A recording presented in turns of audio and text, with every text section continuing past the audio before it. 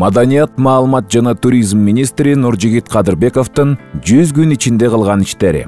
Министрдин 100 күн ичинде ишке ашкан жеке демилгелери. Музей экспонаттарын мамлекеттик мекемелерди жасалгалоо үчүн колдонууга тыюу салынды. Бренд Хаус курулуш компаниясы менен маданият тармагында иштеген кызматкерлер үчүн акысыз үй берүү келишими түзүлдү. Биринчи жолу расмий түрдө 32 мамлекеттик органда манас таануу лекциялары уюштурулду. Бул өнөктүк дагы уланат.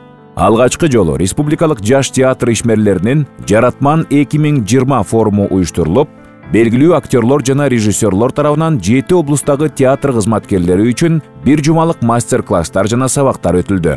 Мамлекеттик маданий мекемелерге фонограмма менен концерт берүүгө тыюу салуу, мамлекеттик сыйлыкка тандоодо ырчынын жандуу үн менен концерт беришин эске алуу демилгеленди. Артисттерге афишаларда, жарнамаларда жана билеттерде концерт жандуу үн же фонограмма менен өтөөрүн ачык көрсөтүүнү милдеттендирүү жолу каралып жатат.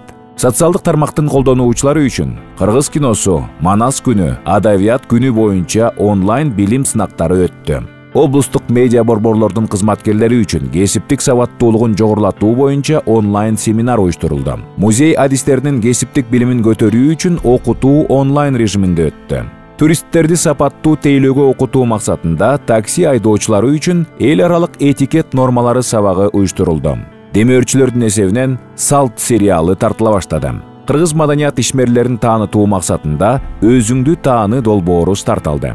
100 күн ичинде шериктештер менен кызматташып, маданият, маалымат жана туризм министрлиги кылган негизги иштер. Исхак Разаковдун, Борис Фефермандын, Аскар Түлеев, Мукаш Абдраев, Жоомарт Бөкөнбаев, Тенти Адышева, Артык Мырзабаев, Болот Шамшиев жана Рыспай Абдыкадыровдун мааракелери жогорку деңгээлде белгиленди.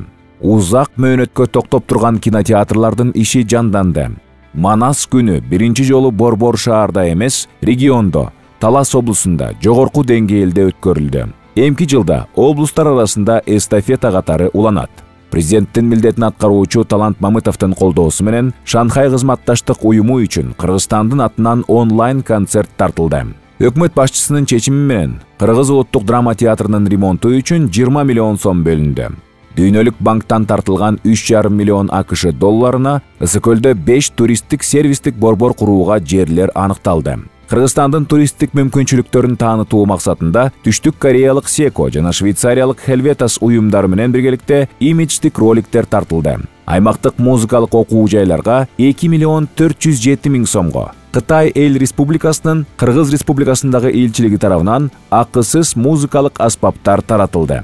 Корея Республикасынын Маданият, спорт жана туризм министрлиги менен биргеликте маданий ресурстарды башкаруу жана адамдык ресурстарды чыңдоо тутумун түзүү долбоору даярдалды. 7 миллион 697 миң сомго маданият, искусство жана адабият багытындагы китептер басылып чыгып, китепканаларга таркатылды. Толук ремонттон өткөн Кочкор районундагы Чолпон кинотеатры ачылды. Алкул Осмонов атындагы улуттук китепканада Абай Кунанбаев атындагы Кыргыз-Казак маданий борбору жана ЭККУнун Бишкектеги программалык кеңсесинин бурчу ачылды. Пандемия шартында эл аралык Үмүт кино форуму уюштурулду. Министр КМШга мүчө мамлекеттердин маданий кызматташтык боюнча кеңешмесине Кыргызстан-Пакистан бизнес форумуна катышты. 3 январдан министрликке караштуу туризм департаментинин GIZ уюмунун колдоосу менен түзүлгөн жаңы 3w-tourism.gov.kg веб-сайты ишке киришти. Туризм тармагын калыбына келтирүү жана өнүктүрүү планын жана 2021-2025 жылдарга кышкы туризмди туруктуу өнүктүрүү концепциясын бекитүү боюнча токтом долбоорлору даярдалды. Манас жана Ысыкөл Тамчы аэропортуна туристтик чартердик рейстер уюштурулду. Новосибирск-Тамчы Новосибирск багыты боюнча S7 компаниясынын чартердик рейси 8 декабрдан баштап каттоодо.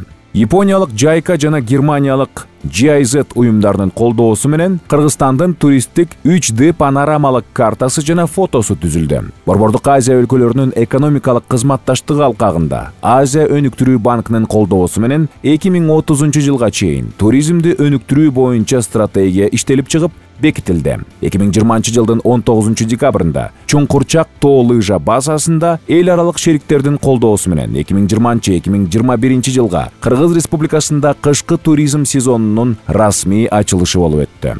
Маданият жана искусство жаатындагы башталгыч жана орто билим берүүнүн мамлекеттик стандарты иштелип чыкты.